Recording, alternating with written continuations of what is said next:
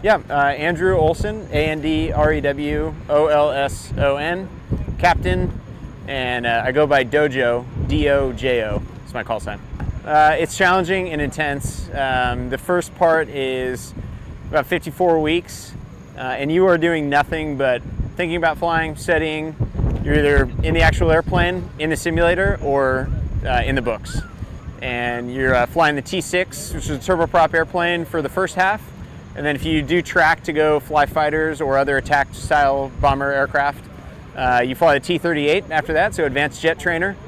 And then at the very end, you figure out what you're going to go fly. So everybody puts in their requests, and if you're lucky enough or want to fly fighters, that's what you go do. Yeah, so after pilot training, I did another 2 months in the T-38 in a course called Introduction to Fighter Fundamentals.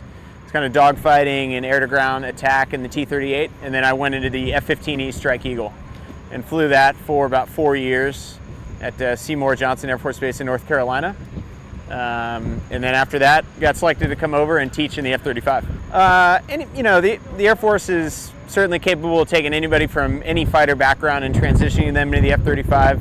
It's one of the cool things about the program is it's taking guys from the A-10, C model, E model, Raptor, Viper, and we all, you know, kind of everybody transitioned in the community, and we kind of put our minds together, built tactics for the jet with everyone's backgrounds kind of together. But no, anybody could have come over. So nothing in particular from the Strike Eagle, but yeah. Yeah, so we flew from Luke Air Force Base in Phoenix, in really Glendale, Arizona, and direct to Berlin. So we took off at 2200 local at night, flew through the night, watched the sunrise kind of over Canada, and then just kept pressing over the North Atlantic, overflew the UK, and then all the way, almost through, you know, Berlin is almost all the way through Germany as well, and did it all in one hop. It was 11 hours and 24 minutes. Took 2 tankers to get both of our jets here, and hit the tanker 10 times for gas along the way, and it's fragged to be more than a 12-hour sortie on the way back. So we're going to break our own record on the way home, probably. You know, it's easy. It's easier than you think. I mean, the jet's really simple to fly. You're on autopilot. So yeah, I would say the biggest challenge, though, was just the circadian rhythm issue. So, you know, we took off at essentially kind of bedtime for us, and then flew all the way through the night for 11 plus hours. So there were some adjustments to your sleep schedule prior to the mission that helped us get the job done. But the circadian rhythm was probably the most difficult. You know, it is similar in a lot of ways. Like, fighters fly similar to each other. They fly fast, they pull 9Gs. But the situational awareness in this airplane that it gives you is unsurpassed to what I saw in the past in the Strike Eagle. I love flying the Strike Eagle, and it's a great jet. It'll continue to be a great jet, and it does an important mission for us. The F-35 also does an important one, and it does it just so well. And I think when I fly this, I just feel just super effective and super lethal. And it's fun to be good at what you do, and this thing is really great at what it does. So it's just a joy to fly. So it's got a lot of power. It has the biggest motor ever made for a fighter, 43,000 pounds of thrust. So the thing is an absolute dragster when you light the afterburner. When it dogfights at very slow airspeeds, it's got great handling at slow airspeeds thanks to a really robust flight control logic that's built into the airplane. And then just the ability to, you know, fly around, not be seen, and just absolutely slay out there is a really fun feature, obviously. Yeah, so lucky. A lot of guys before me, obviously, in this program.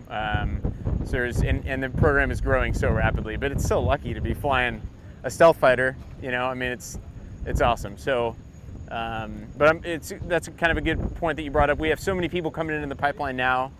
These jets are out of the 56 Fighter Wing at Luke Air Force Base in Phoenix, and we build the future air power there. So we train new pilots, both lieutenants that are like 22, 23 years old, how to fly this airplane, and then we are still transitioning experienced instructors from other 4th generation aircraft into the airplane as we speak as well. So tons of students coming through Luke, pumping out a ton of pilots for both the combat Air Force and then to just stay at Luke and make more as we go. So a lot of F-35 guys out there now in the program.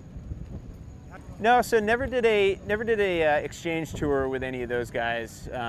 But that's one of the cool things about flying at Luke is that we have all our partners there with us. So in the 61st Fighter Squadron where I fly, It's US and Australian, and it's seamless. And actually, this jet behind me has a Flight Lieutenant Red Borman's name on it of the Royal Australian Air Force. So that's kind of how seamless we are at Luke, flying with Italians, Norwegians, Australians. There were Japanese there, and there'll be many more cycling through in the years to come. Turkey's showing up pretty soon. So that's my experience now, is I fly with those guys. It's totally interchangeable. I could step on any given day into a airplane with a Kangaroo on it, or an Italian jet or a Norwegian jet. They're all interchangeable, and we all fly together, work together, and train together. So really fun experience here at Luke that we have.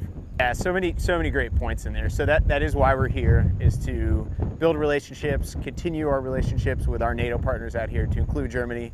Very happy to be here for the first time ever in the F-35. Thank you. And the program, the way the F-35 program is designed with all our partners and our friends, is that if something were to happen, or we needed to go to war, we do it together, and we're more lethal and effective when we all do it together. So everybody flying the same airplane, doing a lot of the same training together in Phoenix, and then kind of going back out into their own countries.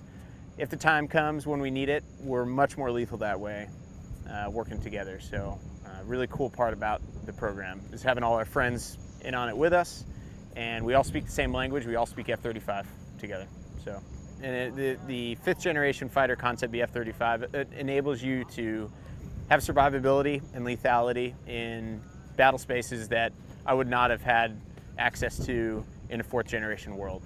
Not to say that the 4th generation world is 100% needed, for sure, but the 5th generation world is going to give you that access on the opening days to do whatever you need to do. And then everybody else can come in after that and do their part.